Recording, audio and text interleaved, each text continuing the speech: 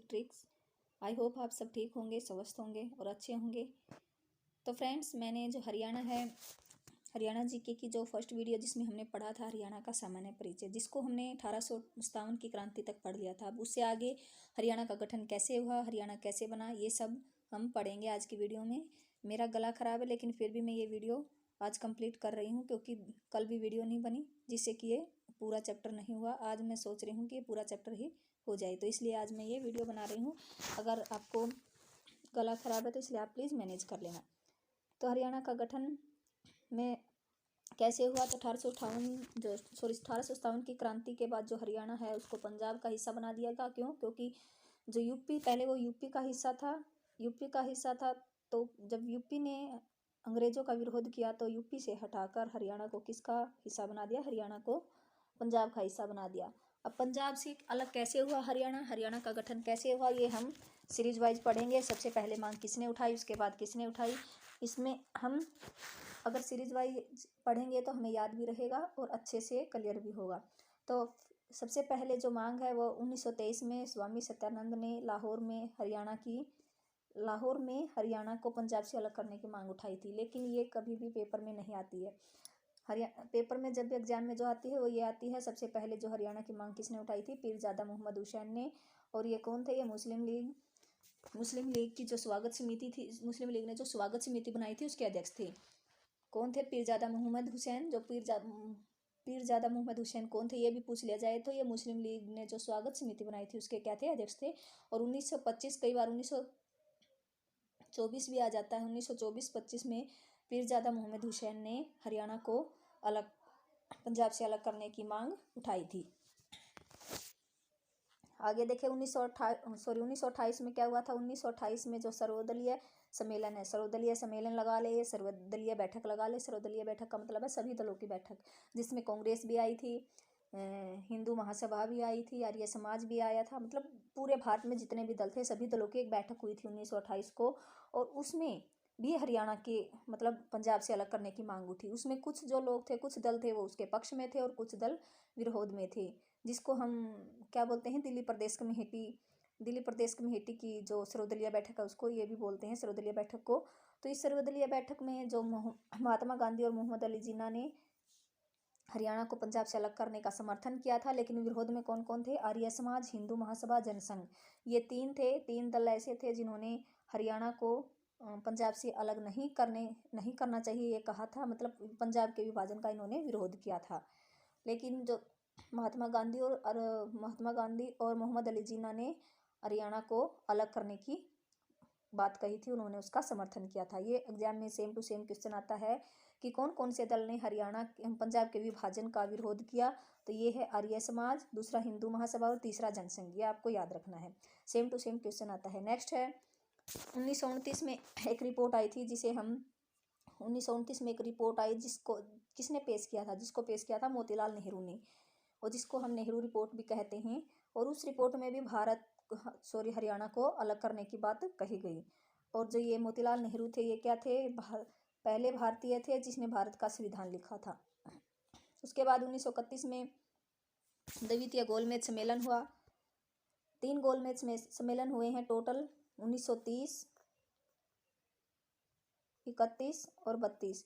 इन तीनों गोलमेज सम्मेलन की अध्यक्षता किसने की थी? डॉक्टर भीमराव अंबेडकर ने की थी। लेकिन जो दूसरे गोलमेज सम्मेलन है जो कि 1931 में हुआ था उसमें भाग लेने के लिए कौन गया था? उसमें भाग लेने के लिए महात्मा गांधी भी गए थे। लेकिन तीनों में भाग किसने लिया था? डॉक्टर बाबा साहब अम्बेडकर ने तीनों में भाग लिया था। अध्यक्षता तीनों में किसने भाग लिया था? तीनों में बाबा साहब अम्बेडकर ने लिया था। लेकिन महात्मा गांधी ने दूसरे में भाग लिया था और इसकी अध्यक्षता करने के लिए गए थे।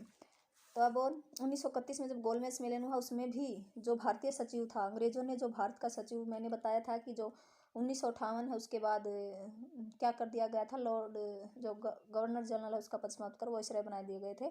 और ये जो राज था वो किससे? इंग्लैंड की तरफ से चलता था। इंग्लैंड से ही जो हरियाणा पर भारत पर राज्य चलता था, इसलिए भारत का सचिव बनाया जाता था उस टाइम पे। फिर जो भारतीय सचिव थे 1931 में हुए थे सचिव जियोफ्री कावर्ट्स। इन्होंने भी हरियाणा को अलग करने की मांग की थी। तो ये एक बहुत बड़ी बात थी, क्योंकि अंग्रेज होते हुए भी इन्होंने हरियाणा को अलग करने की मांग उठाई थी। आई होप आपको यहाँ तक क्लियर होगा। 3 सम्मेलन हुए, तीनों सम्मेलन में दूसरा सम्मेलन था, उसमें जो भारतीय महासचिव जोफ्री कॉवर्ट्स ने भी हरियाणा को अलग करने की मांग उठाई। और 1931 में ये बात भी कई बार पूछी जाती है कि इन तीनों सम्मेलनों में भाग लेने के लिए भारत की तरफ से कौन गए थे। डॉक्टर बाबा साहब अम्बेडकर। और दूसरे में महात्मा गांधी ने कौन से सम्मेलन में भाग लिया था? दूसरे सम्मेलन में, जो 1931 में हुआ था। और ये गोलमेज सम्मेलन कहाँ पे हुए थे? लंदन में हुए थे। नेक्स्ट देखते हैं। नेक्स्ट 9 दिसंबर 1932 को जो दीनबंधु गुप्त हैं, इन्होंने एक मतलब कथन कहा था, जो सेम टू सेम हमारे एग्जाम में आ जाता है कई बार कि ये किसने कहा। इन्होंने कहा था कि न तो इनकी भाषा मिलती है और न इनका रहन सहन मिलता है, इसलिए इन्हें दिल्ली में मिलाया जाए। तो इन्होंने भी क्या कहा था? हरियाणा को पंजाब से अलग करने की बात कही थी। फिर 1946 में जो अखिल भारतीय भाषाई कॉन्फ्रेंस हुई थी, उसमें इन्होंने दीनबंधु गुप्त ने ये बात कही थी। तो 1940 में जो पट्टाभी सीतारम्य इन्होंने भी अखिल भारतीय भाषाई कॉन्फ्रेंस में ये बात कही कि हरियाणा को पंजाब से अलग किया जाए। तो एक बार और रिवाइज कर लेते हैं। सबसे पहले पीरजादा मोहम्मद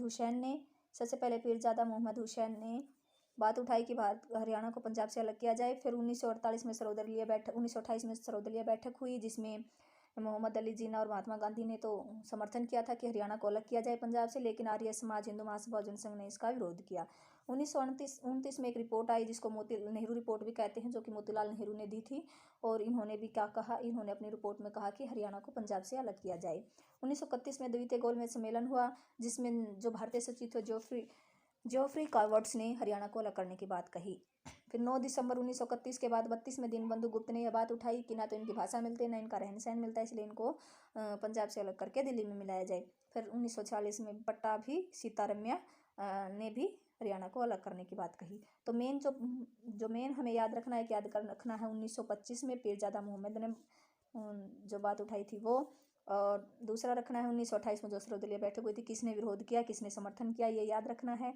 और 1929 की कोई वो नहीं है, लेकिन ये याद रखना कि ये रिपोर्ट मोतीलाल नेहरू ने जो रिपोर्ट दी थी वो कब आई थी? 1929 में आई थी। और किसने दी थी? मोतीलाल नेहरू ने। फिर 1931 का याद रखना है कि जो सचिव है जोफ्री कॉवर्ट्स, उन्होंने भी अलग करने की बात की। और एक लास्ट पॉइंट और हमें ये याद रखना है इसमें कि जो दीनबंधु गुप्त है, उन्होंने भी इसकी मांग उठाई थी और उनका कथन क्या था ये। आई होप यहाँ तक आपको क्लियर होगा। अब हम आज़ादी के बाद हरियाणा का गठन कैसे हुआ ये पढ़ेंगे। आज़ादी के बाद जो 15 अगस्त 1947 को हमारा भारत आज़ाद हो गया, तो उसके बाद यहाँ की जो हमारी भाषा है, हिंदी भाषा क्षेत्र और पंजाबी भाषा, उसको लेकर विवाद हो गया। और उस समय जो पंजाब के मुख्यमंत्री थे वे थे गोपीनाथ भार्गव थे। और लोग चाहते थे कि हरियाणा एक अलग राज्य बने। और यह मांग सबसे पहले आज़ादी के बाद किसने उठाई? 1948 में सिख नेता मास्टर तारा सिंह ने अपने समाचार पत्र के माध्यम से उठाई। समाचार पत्र था उनका अजीत, के माध्यम से पंजाबी सूबे की मांग उठाई। तो उसका परिणाम क्या हुआ? जब 1947 में तो जो पंजाब के सीएम थे वो थे गोपीनाथ भार्गव, लेकिन फिर 1948 में उसके सीएम को बदल दिया गया। और जो सीएम को बदला तो फिर सीएम बने भीमसेन सच्चर। और उनकी सरकार ने एक फार्मूला दिया, जो कि कब लागू हुआ? 1 अक्टूबर 1949 को। और इस फार्मूले के तहत जो हरियाणा है उसको 2 भागों में बांट दिया गया, एक हिंदी क्षेत्र और दूसरा पंजाबी क्षेत्र। और हिंदी क्षेत्र में जो प्रथम भाषा होगी वो हिंदी होगी और दूसरी भाषा पंजाबी। और पंजाबी क्षेत्र में पहली भाषा पंजाबी होगी और दूसरी भाषा हिंदी होगी। इस प्रकार इनको दो उसमें बांट दिया गया, क्षेत्रों में बांट दिया गया हरियाणा को। और जो हिंदी क्षेत्र था उसका समर्थन, हिंदी क्षेत्र से जो प्रभावित क्षेत्र थे वो थे जो रोहतक और हिसार जिला है, वो ज़्यादा प्रभावित थे।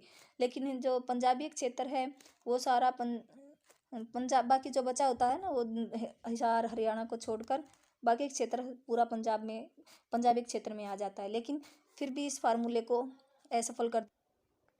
इसके बाद 1952 में आम चुनाव हुए, जिसमें हरियाणा की ओर से 28 विधायक जीते, जिसमें ताऊ देवीलाल भी शामिल थे, जिनको हम हरियाणा के भारत के किंग मेकर, ताऊ जननायक और भारत की राजनीति के विषम पितामह शेर ये हरियाणा कहते हैं। इन्होंने चरण सिंह के साथ मिलकर यूपी के 125 विधायकों को अपनी तरफ मिला लिया था और उनसे अपने साइन करवाकर जो उस समय के जो होम मिनिस्टर थे जे बी पंत, उनको अपना ज्ञापन सौंपा था कि हरियाणा को पंजाब से अलग किया जाए। इन्होंने इस तरह अपना योगदान दिया था हरियाणा को बनाने में, लेकिन इनके ज्ञापन की तरफ भी कोई ध्यान नहीं दिया गया। फिर आया 29 दिसंबर 1953 को फजल अली आयोग, या फिर जिसको हम बोलते हैं कि उस समय जो केंद्र सरकार थी उसने एक आयोग का गठन किया जिसको हम राज्य पुनर्गठन आयोग कहते हैं, कि भाषा के आधार पर राज्यों का पुनर्गठन किया जाए। तो भाषा के आधार पर जो पहला राज्य का पुनर्गठन किया गया था वो था आंध्र प्रदेश। और जो राज्य पुनर्गठन आयोग कब आया, इसका गठन कब हुआ था, 29 दिसंबर 1953 को। ये डेट आपको एग्जैक्ट ऐसे ही याद रखनी है, ये सेम टू सेम पेपर में आती है। कब गठन हुआ, 29 दिसंबर 1953 को। और उस समय जो हरियाणा की तरफ से 22 विधायकों ने वोट किया कि हरियाणा को भी पंजाब से अलग करना चाहिए। फिर जो इन्होंने अपनी रिपोर्ट पेश की, इस जो आयोग है इसने अपनी रिपोर्ट पेश की 1956 में। इसने अपनी रिपोर्ट पेश की तो उस समय इन्होंने क्या, भारत को 14 राज्यों में बांट दिया और 6 यूटी में बांट दिया। लेकिन जो हरियाणा है उसके बारे में कोई जिक्र नहीं था, उसकी मांग को अस्वीकार कर दिया गया।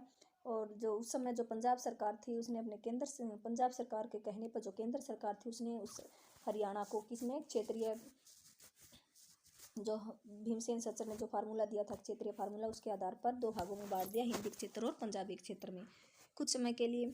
एक और क्वेश्चन आता है कि जो राज्य पुनर्गठन आयोग है या फजल अली आयोग है वो हरियाणा में कहाँ पर आए थे, वो आए थे रोहतक में। हरियाणा पर कहाँ पर आए थे, रोहतक में आए थे। और जो फजल अली आयोग के बाद जो रिपोर्ट आई थी उसके बाद हरियाणा को क्षेत्रीय फार्मूला लागू कर दिया गया था कुछ समय के लिए। फिर 1965 में संत फतेह सिंह ने आमरण अनशन किया कि पंजाबी सूबे को अलग किया जाए, इसलिए उन्होंने 1965 में संत फतेह सिंह ने आमरण अनशन किया। लेकिन उस समय ही जो इंडिया पाकिस्तान का युद्ध शुरू हो गया था, जिसके चलते उन्हें अपना अनशन स्थगित करना पड़ा। जो हमारे प्रधानमंत्री थे लाल बहादुर शास्त्री, उन्होंने इनसे रिक्वेस्ट की कि आप उसके बाद कर लेना, जो युद्ध है उसके बाद आप अपना अनशन शुरू कर देना, कुछ समय के लिए इन्होंने अपना स्थगित कर दो। तो उस समय से अपना अनशन त्यागना पड़ा। तो फिर उसके बाद आई सरदार हुकुम सिंह समिति, जो कि ये लास्ट समिति है। इसी समिति की सिफारिश पर हमारे हरियाणा का गठन हुआ था। 23 सितंबर 1965 को इस समिति का गठन किया गया और इसी की सिफारिश पर सीमा आयोग का गठन हुआ।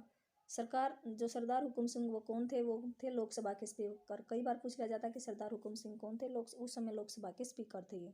इसी समिति की अनुशंसा पर जो सीमा आयोग है वो जे.सी. शाह की अध्यक्षता में, जो सर्वोच्च जे.सी. शाह कौन थे, सर्वोच्च न्यायालय के न्यायाधीश थे उस टाइम पर। सर्वोच्च न्यायालय के जो न्यायाधीश हैं उनकी अध्यक्षता में पंजाब पुनर्गठन सीमा आयोग का गठन किया गया, और जिसको हम जे.सी. शाह आयोग भी कहते हैं। जे.सी. शाह आयोग क्यों कहते हैं, जो क्योंकि इसके अध्यक्ष थे। जिस तरह हम फजल अली आयोग को फजल अली आयोग कहते हैं क्योंकि वो फजल अली उसके अध्यक्ष थे, इसी तरह पंजाब पुनर्गठन सीमा आयोग को भी हम जे.सी. शाह आयोग भी कहते हैं क्योंकि इसके अध्यक्ष कौन थे, जे.सी. शाह अध्यक्ष थे। ये दोनों अलग अलग नहीं है। कई बार कंफ्यूज हो जाते हैं कि बच्चे पंजाब पुनर्गठन आयोग अलग है, जे.सी. शाह आयोग अलग है। ये दोनों सेम है। पंजाब पुनर्गठन सीमा आयोग और जे.सी. शाह एक ही है, क्योंकि जे.सी. शाह आयोग इसलिए कहा जाता था क्योंकि इसके अध्यक्ष थे जे.सी. शाह, और पंजाब पुनर्गठन आयोग तो इसका नाम ही था सीमा आयोग। तो हुकुम सिंह की सिफारिश पर इस आयोग का गठन किया गया, और इस आयोग में कुल कितने सदस्य थे ये भी एग्जाम में पूछा जाता। 3 सदस्य थे। कौन कौन थे, जे.सी. शाह, एम.एम. फिलिप और एस. दत्त। इस प्रकार इन्होंने अपनी रिपोर्ट पेश कब की, इस आयोग ने अपनी रिपोर्ट पेश की 18 सितंबर 1966 को। 18 सितंबर 1966 को इन्होंने अपनी रिपोर्ट पेश की और इन्होंने कहा कि जे.सी. शाह आयोग की सिफारिशों के अनुसार भारत सरकार ने पंजाब पुनर्गठन विधेयक को पारित कर दिया। तो इस आयोग की सिफारिश पर जो विधेयक था जो दिया गया था उसको उन्होंने पारित कर दिया, पंजाब पुनर्गठन विधेयक को भारत सरकार ने। और लंबे संघर्ष के बाद जो हरियाणा है वो 18वें संविधान संशोधन के तहत 1 नवंबर 1966 को हरियाणा भारत का 17वां राज्य बन गया। तो ये भी सेम टू सेम क्वेश्चन आता है पेपर में, कौन से संविधान संशोधन के तहत बना, 18वें संविधान संशोधन के तहत। कौन सा राज्य बना है, 17वां राज्य बना। कब बना ये तो सबको याद ही होगा, 1 नवंबर 1966 को। और भारत के पहले मुख्यमंत्री बने श्री भगवत दयाल शर्मा, और प्रथम राज्यपाल श्री धर्मवीर भारती, और उस समय जो राष्ट्रपति थे वे थे एस. राधाकृष्णन। और गठन के बाद हरियाणा को कितना भाग मिला, 35.18% और पंजाब को मिला 64.82%। इस प्रकार हरियाणा गठन हमारा पूरा हुआ। आई होप आपको कंप्लीट होगा। आज मेरी वैसे तो थोड़ी तबीयत भी ठीक नहीं है, प्लीज़ अगर थोड़ा जल्दी लगा हो तो माफ़ कर देना। अगर पसंद आई हो वीडियो, कुछ सीखने को मिला हो तो प्लीज़ लाइक और चैनल को सब्सक्राइब कीजिए। Thank you so much. मिलते हैं नेक्स्ट वीडियो में। Bye bye.